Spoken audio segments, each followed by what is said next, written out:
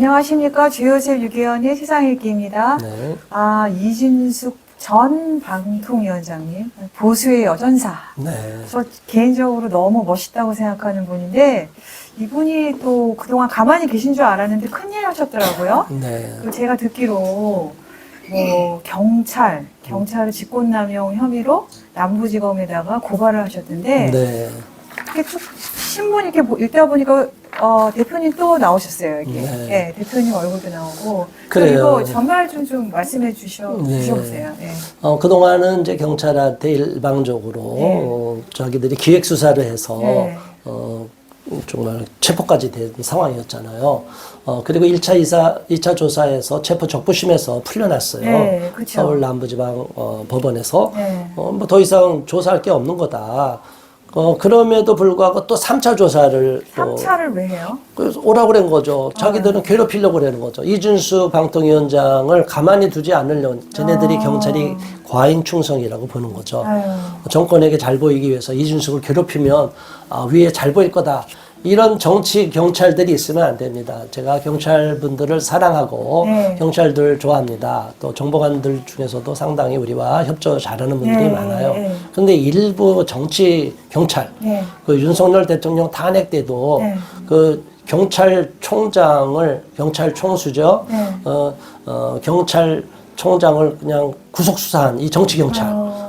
이런 경찰 직장 협의회 이런 네, 것들이 네. 정치 경찰이거든요. 직장 협의회? 예. 네. 그래서 이게 이런 부류에 있는 사람들이 이번에 이진수 방통위원장 전 방통위원장을 네, 네.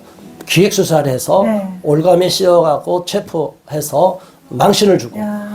그래서 길을 꺾으려고 했던 거죠. 이게 말이 안 되는 건데, 네. 이제 이준수 위원장이 이렇게 3차 조사, 이 네. 내용이 아무리 봐도 더 이상 조사할 것이 없다고 판결문이 나왔음에도 네. 불구하고 네. 또 조사해서 직권을 남용해서 계속적으로 괴롭히는 거죠. 이제 여기에서 반격을 한 거예요. 네. 아니, 반격했다는 것 자체는 네. 어떤 저는 좋다고 생각하고 응원하기 위해서 네.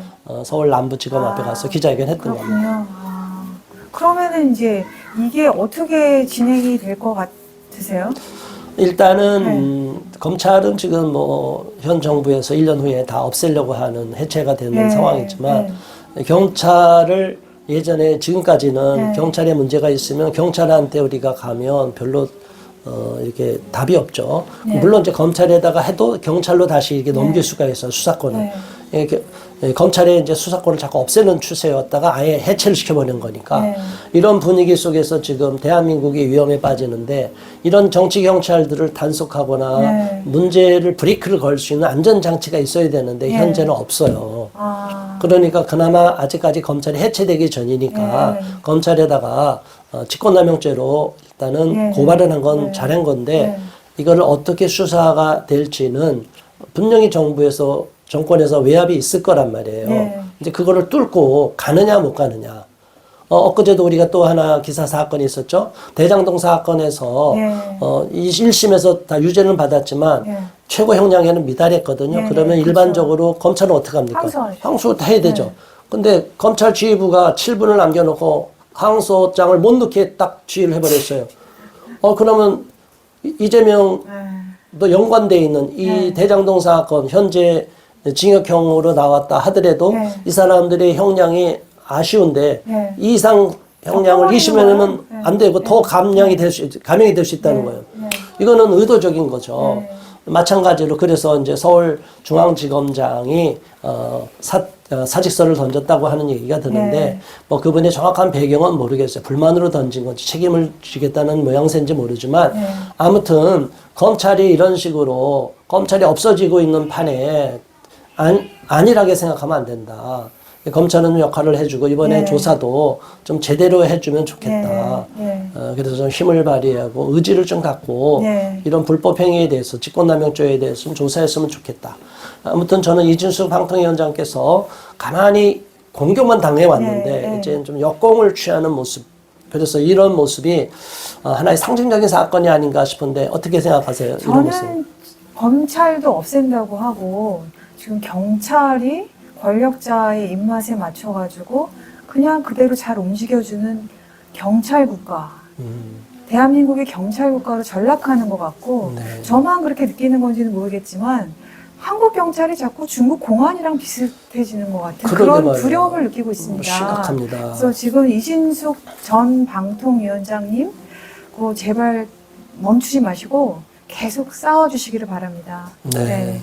그래 우리가 네. 이준석 위원장님이 그래도 많은 그 국민들이 네. 지지하는 이유는 다들 비겁하게 네.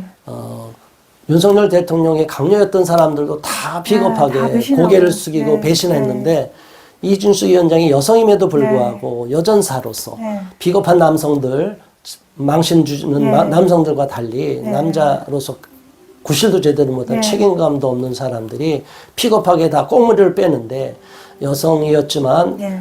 장관급으로서는 이준수 방통위원장께서 용기 있게 이재명의 잘못을 지적했고 이재명 정부가 출범을 했지만 그 잘못된 정책에 대해서 분명히 반대하는 목소리를 냈어요. 공개적으로. 네. 그것이 저들의 눈에 가시가 돼서 쫓겨났는데 네.